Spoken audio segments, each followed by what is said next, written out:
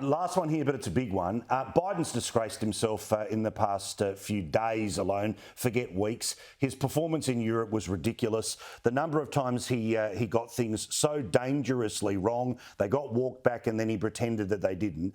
But the latest polls are showing that if there was an election, Trump would win. I'm not surprised. Not only would he win, I think that it said he would beat Biden by 6 points. He would beat Kamala Harris by 11. The scary second line of that poll is the one that caught my attention, which is if it's not Trump, it's likely to be DeSantis. And they're showing DeSantis would lose to Kamala Harris, which then made me say this poll is not worth the paper it's printed on. There's just no way. There's no way anyone would lose to Kamala Harris. I mean, I think this chair could beat Kamala Harris. There's no way. But there's no question that Biden is weak. And that's what that poll is really telling us, that he and his administration have been incredibly weakened. We see it in all of the polls with an average of a 39 or 40% approval rating now. Absolutely no faith by the American people in his ability to handle the crisis in Ukraine.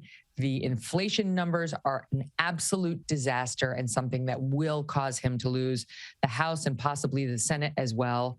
And right now, what the administration is doing is trying to row the ship in the other direction so we forget all the stuff they've done, right? They're trying to fund the police, where we've always been for that. His latest budget has huge numbers for military spending, even though he cut back on all of that. He's talking about the inflation numbers and how he's going to reverse them, I guess, by spending more and taxing.